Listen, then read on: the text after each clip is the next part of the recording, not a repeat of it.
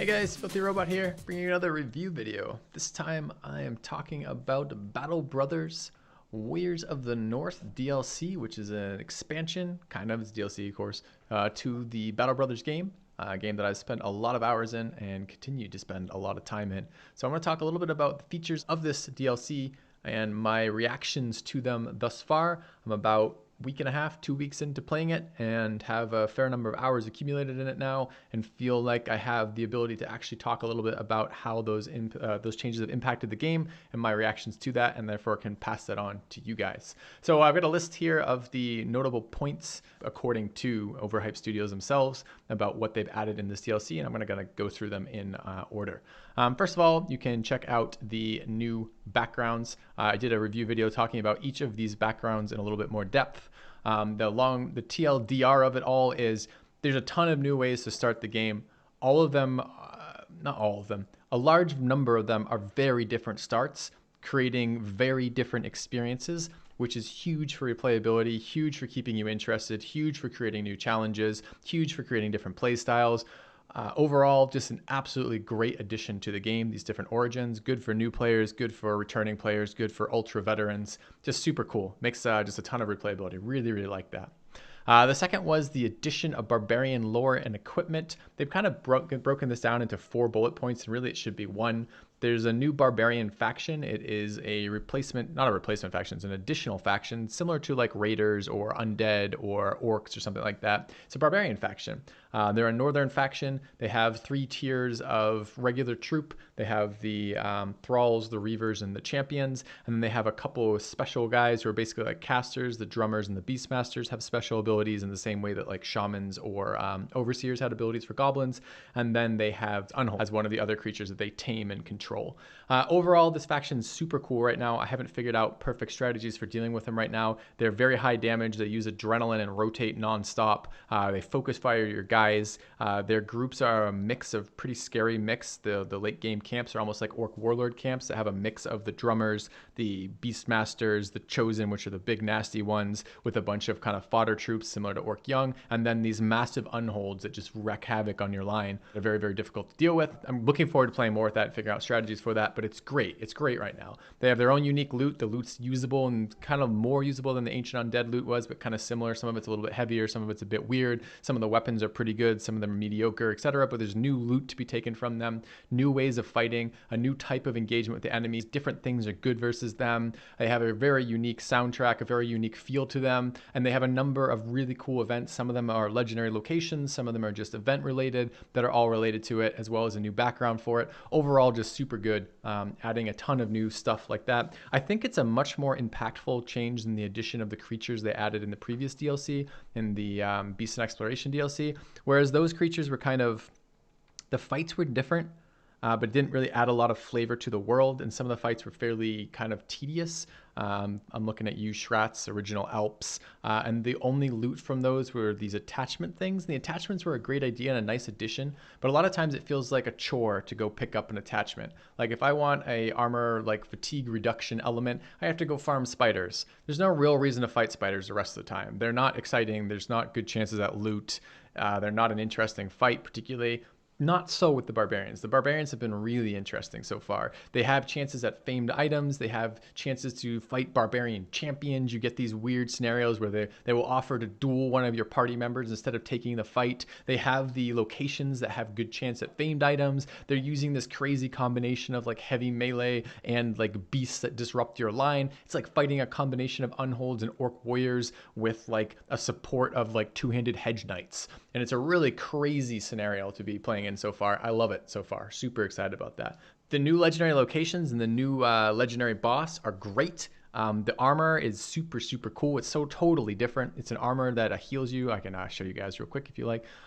It's an armor that heals your guys for 10 HP per round per piece of that armor you can have. You can have 2 pieces of that armor if you want equipped. And that's totally unique. That sets up builds and strategies that were unavailable except for armor, maybe like Davkol's armor. So it's totally different right now. The fight itself, I think, is a little broken right now as a point of when I posted this. I think, guys, I'm going to get nets nerfed in that fight. I'm sorry for those of you who view this video after the net nerf because prior to the net nerf, this legendary location was very easy, and I think it's going to get a lot harder. My apologies, guys. But I love it. I love it that this is something different. It was approachable. It was something that could be done. Maybe it won't be able to be done as easily as I did it in my run, but I think in future runs, it will be something you can be done in the mid game, not the very, very late game. So unlike Kraken, which is a bit of a pain in the ass and very RNG heavy, and unlike Monolith, which is kind of tends to be a little bit a later game event, this is a legendary location you can probably engage with at a reasonable time and get some gear that's not game-breakingly good, but different and cool and unique and very powerful at the same time. I haven't encountered a lot of champions yet. I've only fought 1 or 2 of them in the amount of play I'm getting, but I love the idea of guaranteed enemies that guaranteed famed items. Famed items are super fun, and they just did an overhaul of famed items in this DLC. More about that in a second. And the new famed items are great. So the idea that enemies, you don't have to dagger them down to get them. The famed drop is guaranteed, but you have to fight a guy using that famed armor or famed weapon is super, super cool. I love it. It's a really neat addition for that. The new music's great. The background, I've always thought the background of Battle Brothers has been incredible between the personality that your characters come with, the weird events, and then the music. Like the noble music always gives me chills when I'm fighting the nobles, and now I have the barbarian music as well. It's super good. Really pleased with that. I wouldn't have thought that this would have mattered to me. 10 years ago, I would have laughed at myself saying that, but having played games like Darkest Dungeon, Battle Brothers, where the atmosphere is so key to the enjoyment of the game, the atmosphere combined with, of course, the gameplay mechanics, I'm pleased with this addition. I was really surprisingly pleased with it. The Nordic equipment is another way to gather gear, but the gear is a little bit inferior to normal gear. So it's kind of like leveling gear, and that's okay. Having another way to get that is all right. Some of the early gear is okay for that. It's not a big deal one way or the other. And then the named equipment. This change is so good for the game. Part of the problem with the game for me, having played a lot of it, was some of the builds got very stale. Some of the weapon choices got fairly stale. There were best weapons and best builds available by and large. And the shaking up of the equipment, it's changed a couple ways. First of all, they've added a number of new different weapon types that do different things, like a great axe that attacks like a great sword, where it attacks in that line in front of you, but does a little bit less damage than a great axe.